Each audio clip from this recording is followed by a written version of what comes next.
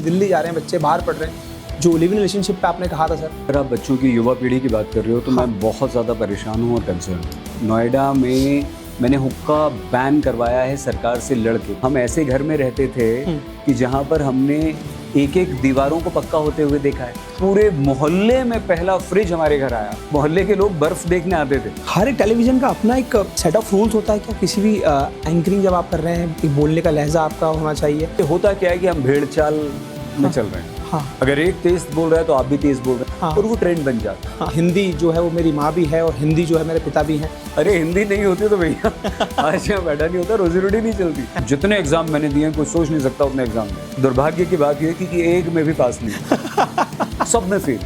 क्या एक सोच रही है आपकी ये दशकों का जो आपका अनुभव रहा है, क्या क्या चेंजेस आपने देखे हैं? हम व्यूज थोपने लगे हैं न्यूज की जगह और यही हमारे पतन का कारण।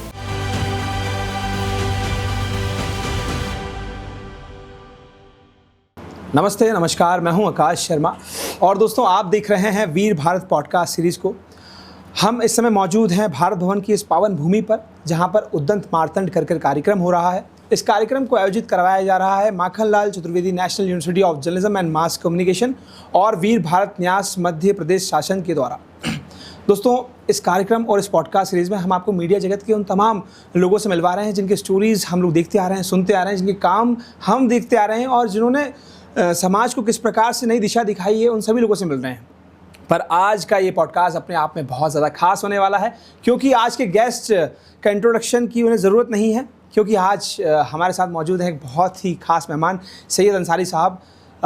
एक लंबा अनुभव सर के साथ में और एक लंबा अनुभव सर को जो है मीडिया इंडस्ट्री को लेकर, आज उनसे उनकी जर्नी, उनकी लाइफस्टाइल, चीज़ों को, मीडिया इंडस्ट्री को और सारे ही क्वेश्चंस जो हर एक स्टूडेंट या फिर हर एक पर्सन जो मीडिया को देखते हैं, समझते हैं, टेलीविज़न देखते हैं, हर एक क्वेश्चन को हम निखार कर बाहर लेने की कोशिश करेंगे और सर से जानेंगे इन सभी तमाम फैसलों, चीज़ों, कहानियों, स्टोरीज़ के बारे में। सर बहुत बहुत स्वागत है सर आपका, बहुत बहुत धन्यवाद आपका महत्वपूर्ण समय हमें देने के लिए सर। बहुत धन्यवाद आकाश आपका कि आपने मुझे इस योग्य समझा कि बुलाया बहुत धन्यवाद सर। कैसे हैं आप? और पत्रकारिता के सर यहाँ पर हम 200 साल का इतिहास यहाँ पर हम उसका उत्सव बना रहे हैं, तो कैसा आपको लग रहा है सर भोपाल में और भारत भवन इस पावन भूमि पर आपको कैसा लग रहा है सर? मैं पत्रकार हूँ और अपने पूर्वजों से जो सीखा है वो पत्थर की लकीर मानकर आकाश उस पर चल रहा हूँ और यही कारण है कि आज पत्रकारिता की साख पर जो प्रश्न चिन्ह है, हमें जो शक की दृष्टि से देखा जा रहा है, उससे चिंतित हूँ और ये प्रयास करता हूँ कि कोई दाग ना लगे। सर ऐसे कार्यक्रम जब आयोजित किए जाते हैं जहाँ पर पत्रकार देश दुनिया भर से वरिष्ठ पत्रकार जिनके पास एक लंबी कहानियाँ होती है, वो सब एकत्रित होते हैं। सर हर एक पत्रकार होता है, हर एक व्यक्ति होते हैं, उनकी एक अलग सोच होती है। अगर प्रिंट मीडिया की बात करें, डिजिटल मीडिया की बात करें, सोशल मीडिया की बात करें सर, आज मैं ऐसे कहूँगा कि जैसे संतों का सर महाकुंभ होता है, ऐसे भारत भवन में जो कार्यक्रम आयोजित हो रहा है उसमें देश दुनिया भर से इतने वरिष्ठ पत्रकार आ रहे हैं। सर क्या एक सोच रही है आपकी ये दशकों का जो आपका अनुभव रहा है, क्या एक सोच रही है, क्या क्या चेंजेस आपने देखे हैं, क्या क्या चेंजेस? सबसे पहले तो आकाश मतलब ये होता है पत्रकार का कि भाई आप समाज में, हमारे देश में जो ठीक नहीं हो रहा, हाँ, जो देश के लिए सही नहीं है, हाँ, उसे देखें, हाँ, उसे समझें और उसे ठीक करने की कोशिश प्रशासन के द्वारा करवाएं। आप जज नहीं हैं, आप पुलिस नहीं हैं, आपको मॉरल पुलिसिंग का कोई अधिकार नहीं है। आपको जब जहां जो जैसा हो रहा है वो सच्चाई पुलिस प्रशासन के कानों तक पहुंचानी है और उस पर दबाव डालना है और लोगों को जागरूक करना है, उन्हें बताना है कि भाई ये हो रहा है। भ्रष्टाचार, अन्याय, गरीबों के साथ ज़्यादती, पुलिस का रवैया, प्रशासनिक अधिकारियों का ढीलापन, हमें लगता है ये सारी चीज़ें हैं। और समाज में विद्वेष फैलाने वाले लोगों को बेनकाब करना, उनकी मंशा को उजागर करना, उनकी मंशा को सामने रखना, हमें लगता है अगर ये सारी चीज़ें हम कर रहे हैं तो वही पत्रकारिता है। लेकिन अगर अंग्रेज़ी में इसे देखें तो न्यूज़, समाचार, और व्यूज़, विचार। हम व्यूज़ थोपने लगे हैं न्यूज़ की जगह, और यही हमारे पतन का कारण। हाँ सर, तो जैसा आपने कहा, बिल्कुल बेशक सही बात सर आपने की है, पर मैं मानता हूँ कि एक पत्रकार का काम एक अकाउंटेबिलिटी को भी करना होता है, सामने लाना होता है। एक जर्नलिस्ट का काम अकाउंटेबिलिटी भी होती है सर, तो फिर जिम्मेदार कौन? वही कह रहे हैं ना, अकाउंटेबिलिटी। वही तो हम कह रहे हैं कि जब जहाँ जो भाई कौन करेगा? हाँ, पुलिस प्रशासन। आप जज तो हैं नहीं, ना आपको जज बनना चाहिए। हाँ हाँ, आप पुलिस तो हैं नहीं कि आपको डंडा चलाना चाहिए। हाँ हाँ, लेकिन पुलिस ही अन्याय कर रही है। हाँ भाई यहाँ तो रक्षक ही भक्षक बन रहा है। हाँ, यहाँ तो सरकार आंख मूंदे बैठी है, तो आप उसी को तो जगा रहे हो, उसी को तो बता रहे हो। अगर आप अपना काम ईमानदारी से कर रहे हो तो हमें लगता है वो काफ़ी है। लेकिन आप अगर अपने विचार थोपने लगेंगे, आप अपने विचार करने लगेंगे, प्रीच करने लगेंगे, आप भाषण देने लगेंगे, तो वो ठीक नहीं है। हमें लगता है पत्रकार है, पत्रकार की तरह रहिए, जो काम है वो काम कीजिए। जब जहाँ जो जैसा घटित हो रहा है, सच्चाई और जो दिख रहा है उसके पीछे की सच्चाई। हर आंखों से देखी हुई चीज़, दिखने वाली चीज़ सच नहीं होती। हर कानों से सुनी हुई बात भी कभी कभी सच नहीं होती। तो उसके पीछे जो है वो निकाल कर सामने रख दीजिए। हाँ, लेकिन निर्णय मत कीजिए। हाँ सर, आपके पास जो लिम्का बुक ऑफ रिकॉर्ड्स है, उसको भी लेकर सर काफ़ी नाम में बने रहते हैं सर। 18 घंटे सर कैसे, मतलब how is it possible sir, कैसे? अरे वो तो पता नहीं मतलब कैसे हुआ ये तो। ये हम आपको बताएं कि वो छोटा सा बच्चा था प्रिंस, जो गड्ढे में गिर गया था। आजकल वो बड़ा हो गया, खूब खबरों में है। हाँ हाँ। तो मुंबई में हम थे, एक समाचार चैनल में काम करते थे। तो पहली बार ऐसा हुआ था कि हमारे देश में आकाश कोई बच्चा 60 फीट गहरे बोरवेल में गिरा, और उस बच्चे को बचाने के लिए सेना बुलानी पड़ी। सेना को बुला लिया गया, और ये बहुत अच्छी बात थी जो हमारे देश के बारे में, और हम ही लोग कहते हैं, दूसरा क्या कहेगा, हम अपने देश की बुराई खुद ही करते हैं। हाँ। हम कहते हैं ना कि हमारे देश में जीवन का मोल नहीं है। हाँ। उसका मूल्य नहीं है। हाँ। यहाँ इंसान की जान की कोई कीमत नहीं है। सर वो गरीबों की जान की कीमत नहीं है, ऐसा, हाँ ऐसा कहते हैं ना। हाँ। लेकिन वो बच्चा तो एक मजदूर का बच्चा था। हाँ। हम ये बता रहे हैं, और आज से इतने वर्षों पहले वो बच्चा बोरवेल में गिरा था, और उसकी धड़कनें चल रही थी, सांसें चल रही थी, और हमें ये भी नहीं पता था कि चल रही हैं कि नहीं चल रही। बहुत देर बाद पता चला था हमें, मतलब दुनिया को। तो उस बच्चे को बुलाने के लिए सेना बुलाई गई। सेना ने वो 60 फीट गहरे गड्ढे के साथ में पूरा एक गड्ढा खोदा, और गड्ढे को खोद के वहाँ से जवान नीचे उतरे, और नीचे एक सुरंग बनाई गई, और फिर जाके उस बच्चे को निकाला गया। तो आप सोच सकते हैं कि कितना बड़ा वो ऑपरेशन। सर किस साल की बात है ये? मुझे लगता है 2007 की बात। कितने साल हो गए सर? 26 चल 17, रहा है। 18, 19, 20, 21, 22, 23, 24, 25, 26, 19 साल। 19 साल हो गए। क्या बात कर रहे हो, सच में? वो बच्चा कितने साल का था सर उस समय? बच्चा 5-6 साल का था, वो बड़ा हो गया है। 30 साल के लगभग हुए होंगे अभी। नहीं, 5 साल का बच्चा था, 19 तो 20, 24, 25 साल का हो गया। अभी खबरों में आ रहा है, पता नहीं क्यों। एक बार फिर से नवीन जिंदल जी ने उसका कहीं से इंटरव्यू कर लिया। कुरुक्षेत्र के वो भी हैं सांसद, और वो बच्चा भी वहीं का है। तो तो बस ऐसे ही तो हुआ ये। इसके पीछे कुछ नहीं था। वो है कि हम मुंबई में थे, 9 बजे का रात का मेरा बुलेटिन था। 1 घंटे का बुलेटिन होता है, आप जानते ही हैं।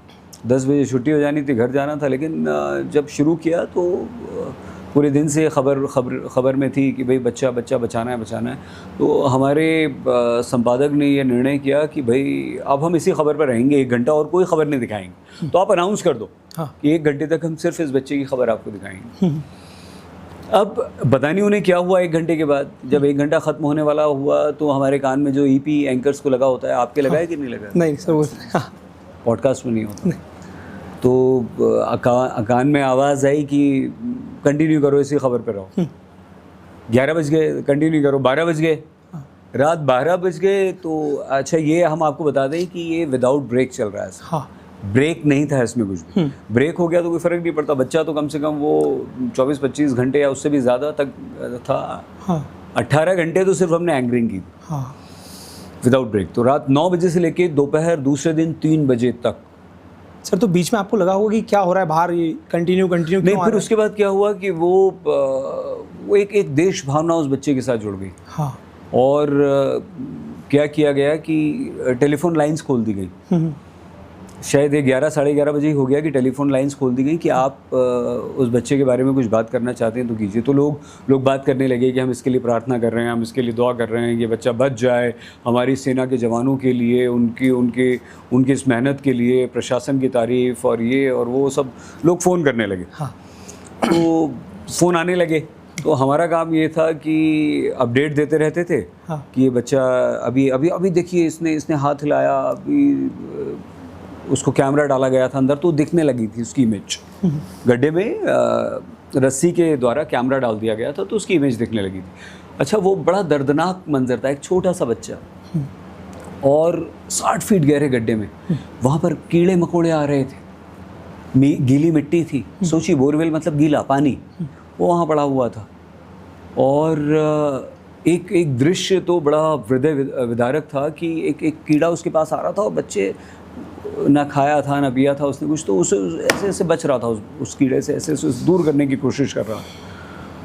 तो लोगों की संवेदनाएं उस बच्चे के साथ जुड़ी थी। हाँ।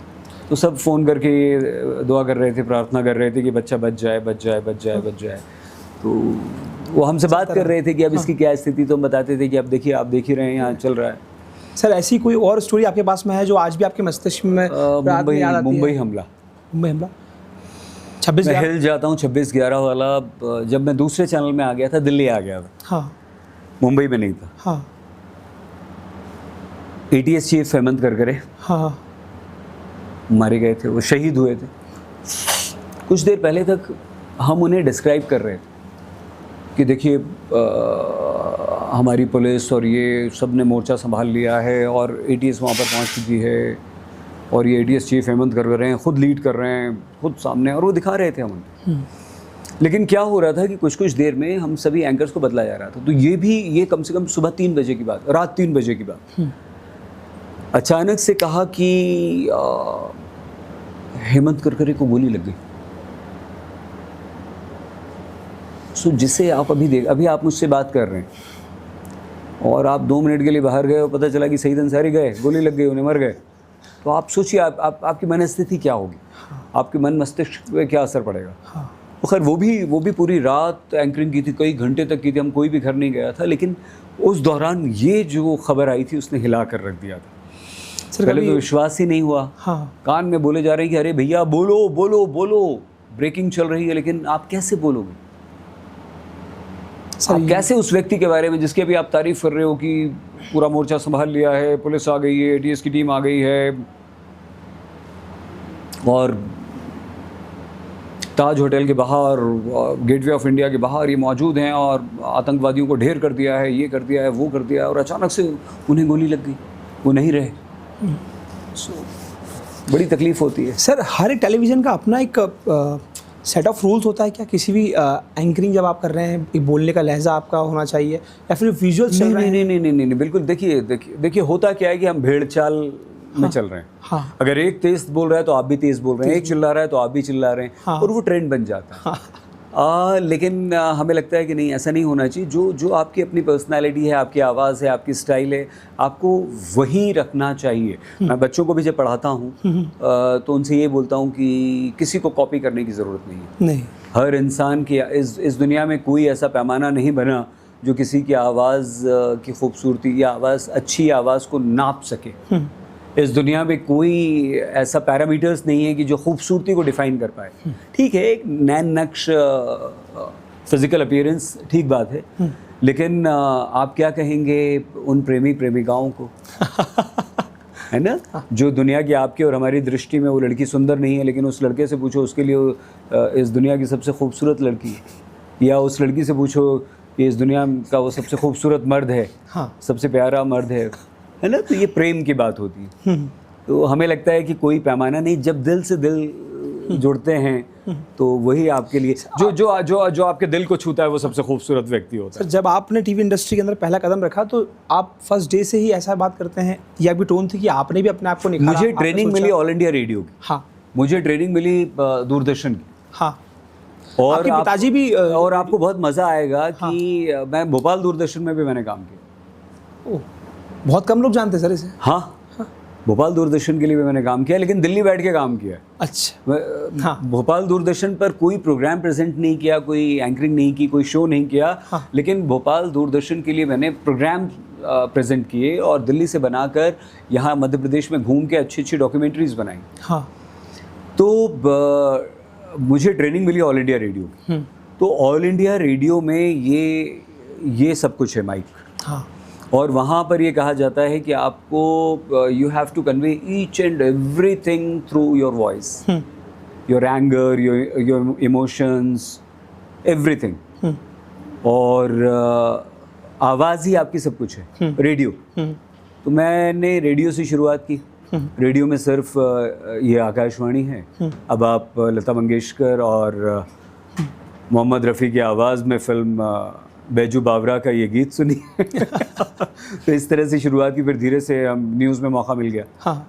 क्योंकि रेडियो में अनाउंसमेंट किया करते थे, न्यूज़ में मौका मिल गया। हाँ। तो न्यूज़ में दिग्गज, हाँ। आकाशवाणी का समाचार केंद्र, समाचार प्रभाग, हाँ। वहाँ के वो दिग्गज कि वो गुरु, वो आवाज़ के धनी लोग, चाहे मेल हो फीमेल हो, मैं मेरे पास लिस्ट है पूरी, नाम ले सकता हूँ। जब जैसे देवकीनंदन पांडे, वो पितामह, आवाज़ की दुनिया के वो जादूगर, देवकीनंदन पांडे, राजेंद्र अग्रवाल, मनोज कुमार मिश्र, उसके बाद राजेंद्र चुग, उसके बाद और यंग पीढ़ी में आ जाइए तो विमलेंदु पांडे, मुनीश शर्मा, फिर आ जाइए तो आशा निवेदी जी, अभी आप पढ़ते हैं अभी सुनते हैं, और अगर रेडियो में चंद्रिका जोशी जी, लवलीन निगम जी, कनकलता, ये सारे लोग, और मेरे साथी लोग, मैं उनके नाम लेना शुरू करूंगा तो इसलिए नहीं ले रहा हूँ। हाँ। ये कभी मिस हो गया तो आप जानते हैं कि मुझे तकलीफ होगी। उनसे कहीं ज़्यादा मुझे तकलीफ होगी। तो आप सोचिए कि ये रेडियो के न्यूज़ रीडर्स के मैं आपको नाम बता रहा हूँ। हाँ। और आज संपादकों के ना। हाँ। तो ये जो वहाँ की जो ट्रेनिंग, रेडियो की जो ट्रेनिंग थी, वो बहुत काम आई। तो वहाँ तो वो एक एक शब्द, अगर आपने प्रधानमंत्री को प्रधान धा में आ की मात्रा, प्रधानमंत्री, राष्ट्रपति, ट्र और छोटी की मात्रा, वो उसमें भी क्लैरिटी होनी चाहिए। जब आप बोले एक एक शब्द नहीं, एक एक अक्षर सुना, अक्षुण, राष्ट्रपति, प्रतिनिधिमंडल। तो आज कैसे तैयारी कर सकते हैं अगर अपना प्रोनाउंसिएशन इतना साफ करना है? भाई मैं सौभाग्यशाली हूँ यार आकाश, कि मुझे वो गुरुवरों का उन महान लोगों का साथ नहीं मिला। मेरे वरिष्ठ थे, मतलब ऐसे हम बैठ भी नहीं सकते, मैं कभी नहीं बैठा किसी के सामने ऐसे। हाँ। आप विश्वास कीजिए, जब मेरा दूरदर्शन में सिलेक्शन हुआ, हाँ। तो दूरदर्शन में उस जमाने के, अब फिर से सुनिए आप नाम, JV रमन, शम्मी नारंग, वेद प्रकाश, आपकी भोपाल की सलमा सुल्तान, अंग्रेजी में मीनू, हाँ। आप जैसी दिखती थी। उसके बाद सरला माहेश्वरी, ज्योत्सना, ये सब। उसके बाद फिर आगे आइए तो मीता जोशी, फिर भोपाल की मनीषा दुबे, ये मनीषा जी हमारे साथ की हैं। हाँ। तो ऐसे बहुत सारे, फिर से मैं गलत नाम ले दिया मैंने, क्योंकि अभी लिस्ट लंबी है, सब बोलेंगे कि भाई आपने हमारा नाम क्यों नहीं लिया, है ना। या मैं भूला नहीं हूँ उन लोगों को, बिल्कुल भी नहीं भूला हूँ। सर, ये आपका बड़प्पन है कि आज आप मीडिया की उस ऊंचाई पे भी आप, आज हमारी एक साथी उस ज़माने की, रेडियो की भी और दूरदर्शन की भी साथी, झारखंड रेडियो में, वो वहाँ से हैं, वहाँ पढ़ती हैं, पूनम करकेटा, मुनीश शर्मा, फिर से मैंने बताया एक बार। तो इसी तरह से अनाउंसर्स के अगर आप नाम पूछेंगे तो मुझे ट्रेनिंग ज़बरदस्त मिली सर। तो और ये आकाश, तो सो सॉरी, देखिए मेरा एक्साइटमेंट देखिए आप। ये हम दूर बैठ के सिर्फ उन लोगों को सुना करते थे, उन्हें देखा करते थे। हमारी ड्यूटी पहले तो कई महीने या साल तो ड्यूटी लगी न्यूज़ रीडर्स को, सिर्फ न्यूज़ गत्ते पे आती थी, जो जिस पे हम लिखते हैं ना, एग्जाम लिखते हैं, शीट गत्ते, वैसे उन गत्तों पे न्यूज़ एक पन्ने पे एक न्यूज़ आती थी। तो इतने मोटे मोटे गत्ते, तो हमारे काम थे सिर्फ वो गत्ते ले जाके उनको देना, रखना उनके सामने। तो हम अपना सौभाग्य समझते थे जिस दिन हमें मौका मिल जाता था कि वो गत्ता हमें किसी न्यूज़ रीडर को देने स्टूडियो में जाना है, इस तरह के स्टूडियो में, वरना स्टूडियो में कदम रखने में डर लगता था, रख नहीं सकते। सो ये तो सर, तो आपका ऑल इंडिया रेडियो या फिर दूरदर्शन में जाना, क्या आपके पारिवारिक जैसे पिताजी? नहीं, कुछ नहीं हुआ। क्या, मैं तो दिल्ली में अकेला रहता था। पिताजी तो क्योंकि सरकारी केंद्रीय कर्मचारी थे, यूपीएससी से थे, तो वो देश भर में हर 3 साल में ट्रांसफ़र हो जाता था। तो एक समय पापा का ट्रांसफ़र हुआ दिल्ली, और उनका फिर से 2.5-3 साल में ट्रांसफ़र हो गया, तो चले गए। तो तब मैं था 12वीं में, वो चले गए। उसके बाद पिताजी को नहीं पता कि मैंने क्या किया, मैंने क्या पढ़ाई लिखाई की, क्या कोर्स किया, कुछ नहीं किया, क्योंकि वो इतना अति व्यस्त थे। बहुत बड़े सरकारी प्रशासनिक अधिकारी थे, यूपीएससी से थे, अलाइड सर्विसेज से थे, तो उन्हें नहीं पता था, और उनकी अपनी ज़िंदगी थी। और पिताजी नहीं चाहते थे, मैंने बताया कि मेरी बहनों में मैं अकेला, तो मेरी बहनें भी नहीं चाहती थी, बेटा एक ही था घर का, माँ भी नहीं चाहती थी, पिता भी जी भी नहीं चाहते, वो चाहते थे हमारे साथ में रहे। मैं अड़ गया, इंदौर में था, इंदौर में एकदम बंद माहौल में मुझे रखा गया, ताला लगा के रखा गया कि बच्चा बिगड़ ना जाए। तो जैसे दिल्ली की हवा लगी, तो फिर 3 साल में मैंने कहा अब कुछ हो जाए, दिल्ली छोड़ के नहीं जाएंगे। तो पिताजी से लड़ के रुका। तो पिताजी नाराज रहे बहुत दिन तक, पिताजी ने बात नहीं की। पिताजी ने कहा कि अपना खर्चा खुद चलाना पड़ेगा। तो पिताजी को तो पता ही नहीं था। आप विश्वास कीजिए, मेरे घर में किसी को नहीं पता था जब मेरा पहला न्यूज़ बुलेटिन दूरदर्शन पे शुक्रवार को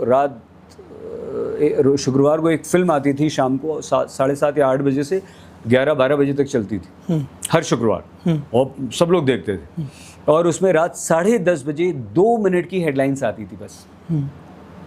तो जब सिलेक्शन हो गया, 6 महीने ट्रेनिंग हो गई दूरदर्शन में, तो वो 2 मिनट की हेडलाइंस मिली, सबसे पहले वही मिलती है। तो जिस शुक्रवार को मेरी वो 2 मिनट की हेडलाइंस मुझे पढ़नी थी, तब मैंने डरते डरते अपनी बहनों को बताया, क्योंकि पिताजी की दृष्टि में तो मैं बहुत नालायक था। वो चाहते थे कि उनकी तरह सरकारी अधिकारी बनूं। वो ये कहते थे कि अगर नहीं भी बनो तो यार छोटे से छोटा कोई सरकारी पद ले लो। कई बार तो गुस्से में कहते थे माताजी से कि अरे पियोन बन जाए। तो आपके मन में फिर क्यों नहीं था सर सरकारी? मैंने नहीं, लेकिन मेरे पिताजी ने मेरे लिए एलडीसी से लेकर, और उससे भी निचले स्तर का कोई एग्ज़ाम होता था, उससे लेकर सिविल सर्विसेज तक के फॉर्म भरे।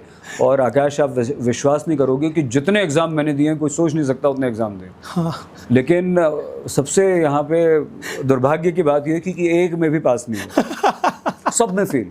एक रिटर्न एग्ज़ाम मुझसे क्लियर नहीं हुआ। सर, आज कैसा लगता है? आप सेटिस्फाइड फील करते हैं सर? पिताजी तो नहीं है सेटिस्फाइड। उनके देखिए सपने हैं सर। तो आज तो आप जो अधिकारी आप बनते हैं, नहीं देखिए, नहीं क्या होता है कि हमारे भारतीय संस्कार जिस तरह के हैं, हमारे देश में पिताजी और दादाजी नानाजी के ज़माने के जो लोग हैं, उनके लिए करियर क्या होता था? उनके लिए करियर होता था सरकारी नौकरी। अगर लड़का सरकारी नौकरी में, तो अच्छी लड़की मिलेगी, अच्छा घर मिलेगा, और वो ज़िंदगी भर सुखी रहेगा। सर, जब आप मीडिया के अंदर थे तो आपको बीच में ऐसा लगा तो होगा ना कि हाँ पापा सही बोल रहे थे, ये कर लेना था? नहीं, बिल्कुल नहीं आकाश, नहीं। जिस दिन से मैंने काम करना शुरू किया, मैं आज भी इंटर्न की तरह काम कर रहा हूँ, और मुझे मज़ा आ रहा है, और मुझे मज़ा आता है, और इसीलिए मैं टिका हूँ। मेरे साथ के सब लोग छोड़ चुके हैं, और नहीं भी छोड़े तो वो बड़े बड़े पदों पर हैं आज। तो मेरे साथ के जितने लोग हैं, जो मेरे साथी लोग थे, जो हम लोगों ने साथ में एग्ज़ाम लिखा, या साथ में हमने रेडियो में काम किया, साथ में टीवी में काम किया, दूसरे चैनल्स में काम किया, वो 2 साल 4 साल 5 साल 10 साल काम करने के बाद या तो उन्होंने फील्ड बदल ली, या चैनल्स बदल लिए, और जल्दी चैनल बदल के आज वो कोई संपादक है, कोई प्रधान संपादक है, किसी का अपना चैनल है, सब बड़े बड़े पदों पर हैं। ये अभी जो सेशन में जितने लोग, इसमें से सब अधिकतर मेरे साथी थे, सामने बैठे हुए सब मेरे साथ के लोग हैं। अब आप देखिए, सब बड़े बड़े पदों पर हैं। तो मैंने पद की लालसा नहीं की, या मुझे पद मिला नहीं, जो भी करें। तो मुझे लगा कि जो काम मैं कर रहा हूँ, मुझे वो ईमानदारी से करना चाहिए, और संतोष, सेटिस्फेक्शन बहुत ज़्यादा रहा। भैया ठीक है, अगर एक बुलेटिन दिन में आधे घंटे का बुलेटिन भी पढ़ लिया, तो अपने को लगता था कि यार काम हो गया, बहुत बढ़िया, चलो आज माखनलाल में आ गए, भोपाल में आ गए, एक सत्र हो गया, बढ़िया, मज़ा आ गया। वत्सल से मिल लिए, दूसरे दोस्तों से मिल लिए, सबसे मिल लिए, यार मज़ा आ गया, बहुत बढ़िया। सर, इंदौर के कुछ खाने के बारे में अगर आप बताएं, इंदौर आप रहे हैं तो फिर? मैं इंदौर में रहा ज़रूर हूँ, बहुत कम रहा। मैंने आपको बताया कि मुझे लगता है 8th, हाँ, 8वीं के बाद से इंदौर छोड़ दिया। कितने रात 12 बजे हम लोग निकलते हैं दिल्ली में, हाँ हाँ। वो खाना ढूंढते हैं, वो खूब खाते हैं, दबा के खाते हैं। और अगर इंदौर की बात तो इंदौर तो चटोरों का शहर है, इसमें कोई शक नहीं। हाँ। और मैं बहुत बड़ा चटोरा हूँ। हाँ हाँ। और खूब खाता हूँ, खूब। मेरे ऑफिस में मेरे साथी लोग सबको मालूम है। सर आपने तो मैं आपको एक मज़ेदार बात बताऊँ। हाँ। क्या होता था कि जितने हम मध्य प्रदेशी हैं वहाँ पर, और ख़ासतौर इंदौर भोपाल के लोग हैं, तो हमारी बड़ी अच्छी बॉन्डिंग है दिल्ली में। तो दाल बाटी, अपनी दाल बाटी और सेव उसके साथ। तो वत्सल बुला लेता है कि यार आ जाओ यार, दाल बाटी सेव, या दाल चावल सेव। सेव तो होती है अपनी लौंग की, हींग की, सब हर तरह की, रतलामी सेव। तो एक दिन मैं दाल चावल खा रहा था और उसके बाद सेव खाया जा रहा था, तो इसने मुझे रोक दिया। अरे बस करो यार, कितनी सेव खाओगे? याद है कि नहीं याद है? सर तो ये सारा वो गैंग है जो हम सारे इंदौर, भोपाल, मध्य प्रदेश के हैं और दिल्ली में अलग अलग चैनलों में काम करते हैं। हाँ। लेकिन सब इकट्ठा रहते हैं। जो अभी मैंने हंसी मजाक में बात की, वो हंसी मजाक में नहीं थी। कि बिहार के लोगों के बाद अगर दिल्ली में कहीं किसी प्रदेश के लोग हैं सबसे ज़्यादा, तो अपने मध्य प्रदेश के लोग हैं। और अगर क्षेत्रवाद कोई सबसे ज़्यादा फैलाता है, तो मैं बिल्कुल जिम्मेदारी के साथ कह रहा हूँ आकाश कि वो मध्य प्रदेश के लोग। जहाँ मिलते हैं पकड़ लेते हैं एक दूसरे को, और दोस्ती हो जाती है, घर आना जाना, रिश्तेदारी हो जाती है सब में। हाँ सर, मैंने आपके कुछ पहले के कार्यक्रम देखे, उनके वीडियोस देखे हुए हैं। आपने वहाँ पर कहा था कि हिंदी जो है वो मेरी माँ भी है और हिंदी जो है मेरे पिता भी हैं, क्योंकि हिंदी ने ही मुझे सब कुछ दिया है। और सर आज जहाँ हिंदी पत्रकारिता, अरे हिंदी नहीं होती तो भैया आज यहाँ बैठा नहीं होता, रोजी रोटी नहीं चलती, क्योंकि किसी योग्य तो थे ही नहीं अपन। अरे यार, पढ़ाई लिखाई में जीरो, कुछ भी नहीं, जिंदगी में कुछ नहीं कर सकते, ना कुछ कर पाए। और नेमा साहब बड़े अधिकारी हैं भैया। ये देखो, ऐसे ऐसे दोस्त हैं हमारे। मैम, ये दिल्ली में संसद में बहुत बड़े अधिकारी हैं, सारे सांसदों को चलाते हैं, और अपने भोपाली, शुद्ध खाटी भोपाली।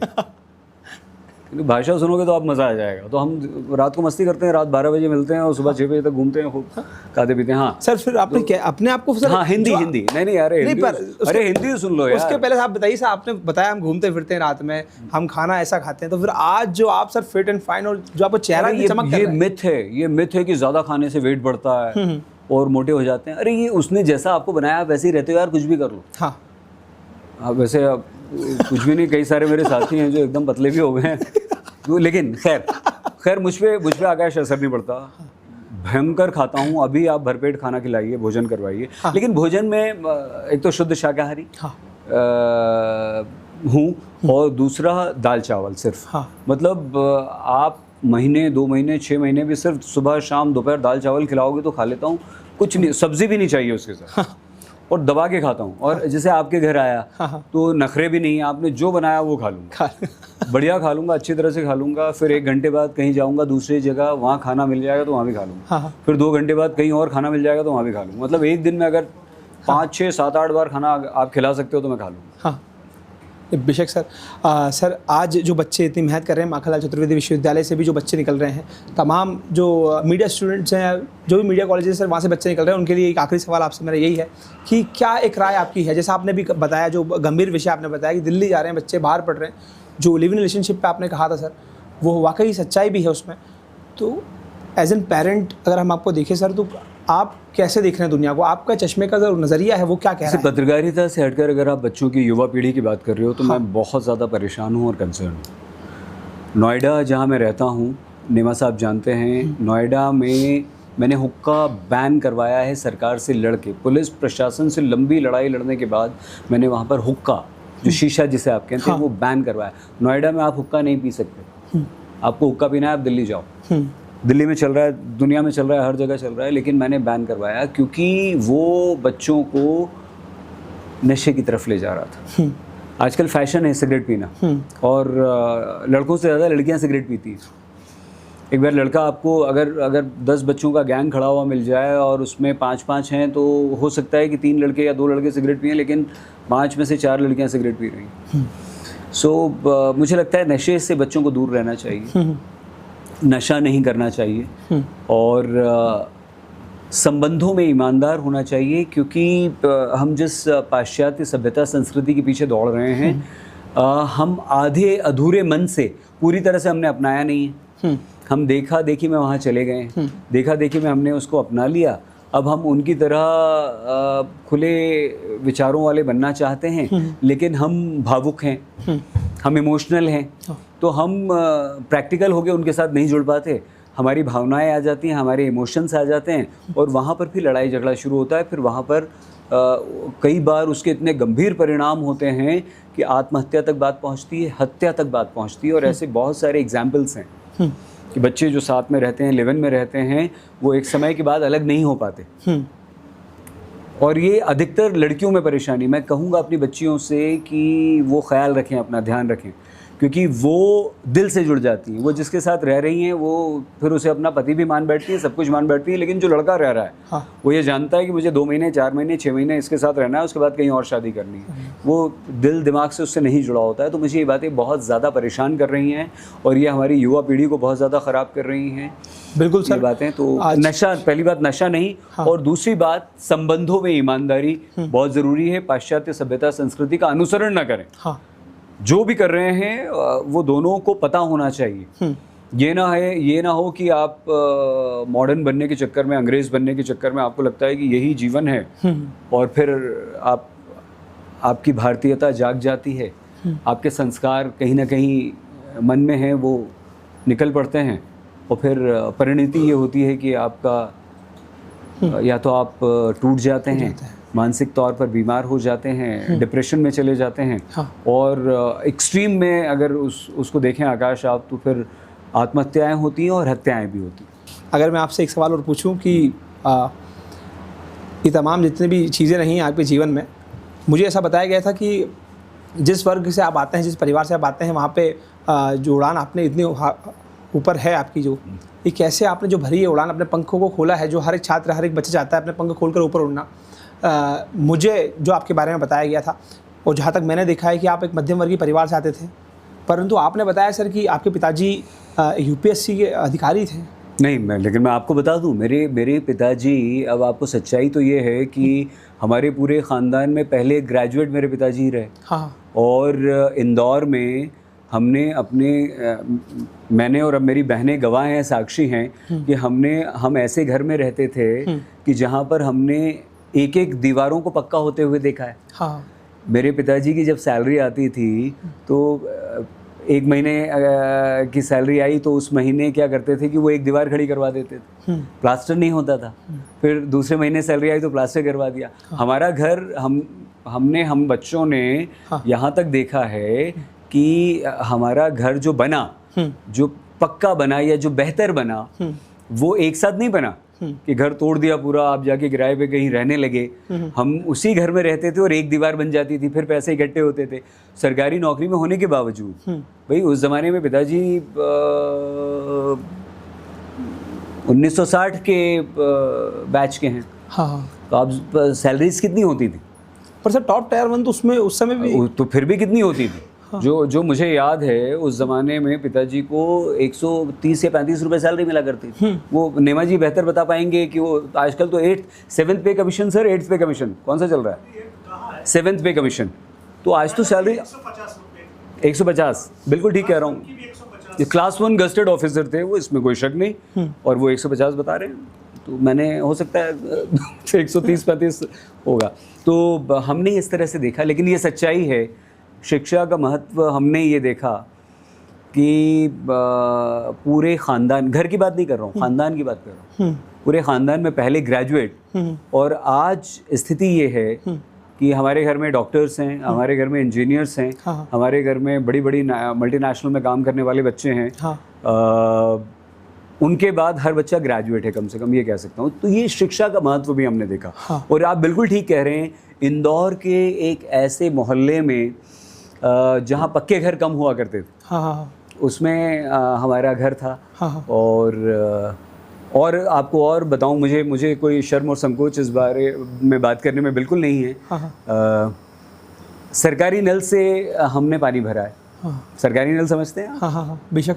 कद्दू समझते हैं? कहाँ समझ लिया? आजकल कोई सरकारी नल होते ही नहीं है। नहीं सर, आज भी होते हैं। नहीं सर, जहाँ से मैं बिलोंग करता हूँ, मैं हरदा का रहने वाला हूँ सर। ठीक है। तो मोहल्ले में चौराहों पर सरकारी नल हुआ करते थे। हाँ हाँ। सुबह शाम पानी आता था, तो वहाँ लोग पानी भरते थे, 2-2 बाल्टी, 3-3 बाल्टी, 4-4 बाल्टी, और कई कुछ हैंडपम्प्स हुआ करते थे। हाँ। तो वहाँ से नहाने खर्चे का पानी भरा जाता था। हाँ। तो ऐसा भी हमारे ही सामने हुआ कि हमारे घर में नल पापा के जॉब में आने के कई समय बाद लगा। हाँ। ऐसा भी हमारे सामने हुआ कि फ्रिज, पूरे मोहल्ले में पहला फ्रिज हमारे घर आया। हाँ। तो आप विश्वास कीजिए कि मोहल्ले के लोग बर्फ देखने आते थे। हाँ। फ्रिज में जो ट्रे में जो बर्फ जमती है, तो बर्फ देखने आते थे कि ऐसी बर्फ कैसे जमती है, कैसे जम जाती है, ऐसी कौन सी मशीन है, ऐसे क्या फ्रिज है जिसमें बर्फ जम जाती है। तो ठीक है, वो सब।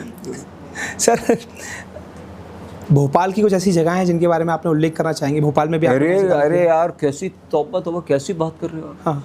मतलब ये बड़ा तालाब, इससे बेहतर कोई जगह है क्या? और वो अपना वन विभाग, क्या जंगल, क्या कहते हैं उसको, ये मुख्यमंत्री के नीचे, भारत भवन के पीछे, इससे बेहतरीन कोई जगह होगी यार? कैसी वन विहार, सॉरी, इससे बेहतरीन कोई जगह होगी? हाँ।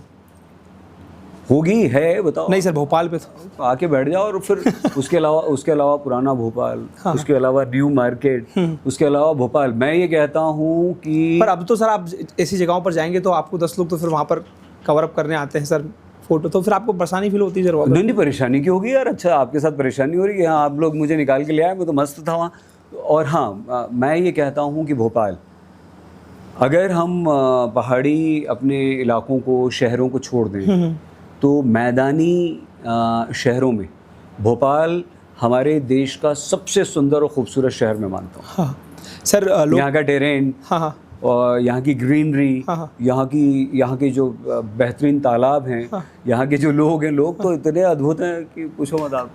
सर, आप आज की तारीख में अगर हम बात करें तो लोगों के लिए इंस्पायरिंग पर्सनालिटी हो सर, आपके लिए ऐसे कोई पर्सनालिटीज़ हैं जिनको आप आज भी देखकर इंस्पायर होते हैं? हाँ, अरे क्या बात कर रहे हो यार। हाँ। मुझे आम आदमी बहुत प्रभावित करता है, विश्वास कीजिए आप। मेरे जीवन में उन लोगों का बहुत महत्व रहा। अगर मैंने किसी को मेहनत करते हुए देखा, मजदूर को, तो उसने मेरे मन मस्तिष्क पर प्रभाव डाला। मुझे ये लगा कि ये इतनी मेहनत कर रहा है, जिस गर्मी में हम घर से बाहर निकलना पसंद नहीं करते, 40 डिग्री के तापमान में, उसमें ये सड़क खोद रहा है, उसमें ये गड्ढे खोद रहा है। मुझे वो उन मज़दूरों से बड़ी प्रेरणा मिलती है जो शानदार आलीशान बिल्डिंग, बेहद खूबसूरत घर बनाते हैं, लेकिन बेचारे सिर्फ झोपड़ी में रहकर और खाना बदोश की ज़िंदगी जीते हैं। क्योंकि आज आपका घर बनाने के लिए आपने उन्हें बुलाया, उन्होंने आपका बेहद खूबसूरत सुंदर घर बना दिया, और वहीं टीन टप्पर डाल के उसमें रह लिए, वहीं खाना बना लिया, वहीं सो गए, आपका घर बन गया, वहाँ से चल दिए बेचारे। ना उनका ना कोई घर है, ना कोई ठिकाना है।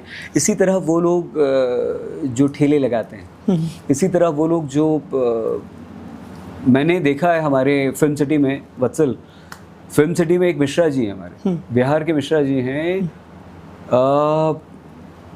आप आए हो फिल्म सिटी? नहीं सर, बॉम्बे की फिल्म सिटी भी नहीं है। अरे नहीं यार, दिल्ली की फिल्म सिटी, बॉम्बे और दिल्ली की फिल्म सिटी अलग अलग है। बॉम्बे की फिल्म सिटी जहाँ फिल्में बनती हैं, हाँ। दिल्ली की फिल्म सिटी जहाँ सारे न्यूज़ चैनल्स, हाँ। तो फिल्म सिटी नाम है उस जगह का, नाम फिल्म सिटी है। लेकिन वहाँ न्यूज़ चैनल आ गए। हाँ, पहले वहाँ स्टूडियोज़ हुआ करते थे। ईगल स्टूडियो हुआ करता था, गुलशन कुमार का स्टूडियो हुआ करता था, काबुकी हुआ करता था, बड़े बड़े स्टूडियोज़ हुआ करते थे। अब वहाँ सारे स्टूडियोज़ टूट के न्यूज़ चैनल्स बन गए। तो वहाँ एक मिश्रा जी हुआ करते थे। वो मिश्रा जी पिछले 20 साल से हमारे साथ। हाँ। वो मिश्रा जी हमारे चैनल्स के बीच में फुटपाथों पे चाय की दुकानें हैं बहुत सारी, हम लोग वहीं चाय पीते हैं। हाँ। क्यों नहीं साहब?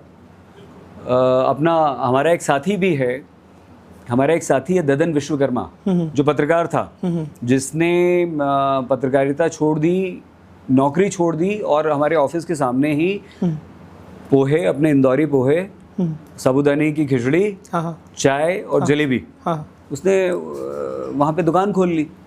तो इस तरह मिश्रा जी को मैं कम से कम पिछले 20 सालों से देख रहा हूँ।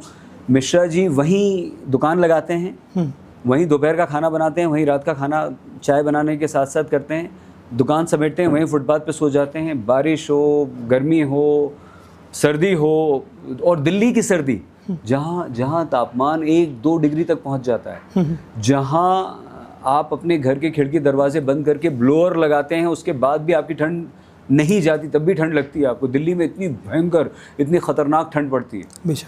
वहाँ मिश्रा जी फुटपाथ पर रहते हैं 12 महीने, और उन्होंने अपने बच्चों की शादी कर दी, बूढ़े हो गए देखते देखते हम लोगों के साथ, लेकिन आज भी मिश्रा जी वहीं हैं। हाँ। हमारे दोस्त हैं, हमारे साथी हैं, हम लोग उन्हीं के साथ चाय पीते हैं हमने पूरी ज़िंदगी। तो मुझे वो प्रभावित करते हैं। मुझे माफ़ कीजिएगा, बिल्कुल भी आप कहेंगे कि बहुत बड़ा उद्योगपति, बहुत पैसे वाला इंसान, मुझे कभी उसने प्रभावित नहीं किया।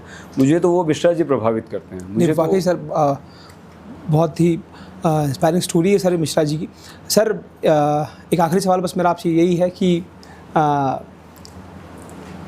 जैसे हम कहते हैं कि किसी सही काम करवाने के लिए उंगली को कभी टेढ़ा करना पड़ता है, तो क्या कभी आपने आपकी जो पावर है, इतने तमाम लोगों को आप जानते हैं, किसी व्यक्तिगत रूप से किसी का भला करने के लिए आपको लगा कि ये मैं अपने एक फ़ोन कॉल पे करा सकता हूँ, क्या आपने कभी इसको किया है? नहीं, उंगली टेढ़ी नहीं की। हाँ। लेकिन मैंने संबंध ख़त्म किए। संबंध। आप किसी योग्य हैं, आप किसी की मदद कर सकते हैं, आप बड़े सरकारी अधिकारी हैं, आप पुलिस अधिकारी हैं, या आप पुलिस में ऐसी जगह हैं, किसी चौकी पर हैं, किसी थाने पे, जहाँ किसी की मदद कर सकते हैं। किसी के साथ अन्याय हुआ है और मुझे पता चला है, वो मेरे पास आया, तो मैंने आपको फ़ोन भी नहीं किया है, फ़ोन भी किया है आपके पास, पर्सनली गया भी हूँ, उसे लेके भी गया हूँ और कहा है। और अगर आपने उसका काम नहीं किया तो मैं हाथ जोड़ के उनसे बोल के आ गया हूँ कि आज के बाद आपसे ना बात करूँगा, या आपका नंबर भी डिलीट कर रहा हूँ, आपका मेरा कोई संबंध नहीं, कोई रिश्ता नहीं। अगर आप इतना सा काम नहीं कर सकते किसी का, तो उंगली टेढ़ी करने की ज़रूरत नहीं है। अपने पद का, अपनी पोजीशन का कभी दुरुपयोग किसी को नहीं करना चाहिए, लेकिन मैं हाथ जोड़ के निवेदन ज़रूर करता हूँ किसी से। सर जैसा आपने मेन स्ट्रीम मीडिया में दिखाया कि जैसे आप एंकरिंग करते हैं तो बड़े ही पीसफुल मैनर में आप करते हैं, एक अलग ही आपका लहजा रहता है सर। बाकी चीज़ें हमें दिखती हैं सामने, पर आप जो पेश होते हैं दुनिया के सामने, वो एक अलग अपने लेवल पे है सर। आपसे बात करके सर बहुत अच्छा लगा सर। वीर भारत न्यास आपका बहुत धन्यवाद करता है इस पॉडकास्ट सीरीज़ में आपका समय देने के लिए सर। Thank you. ये बहुत मध्य प्रदेश सरकार का संस्कृति मंत्रालय जो इतना अच्छा काम कर रहा है, और वीर भारत पॉडकास्ट आप जो कर रहे हैं आकाश, बहुत बहुत बढ़िया कॉम्प्लेक्स दे रहे हैं आप। क्या आवाज़ है, क्या पर्सनालिटी है, इतने खूबसूरत हैं आप। सो आपके लिए ढेर सारी शुभकामनाएं, बहुत सारी दुआएं। अपना प्लीज़ बहुत ख्याल रखिएगा। Thank you. Thank you sir. Thank you sir.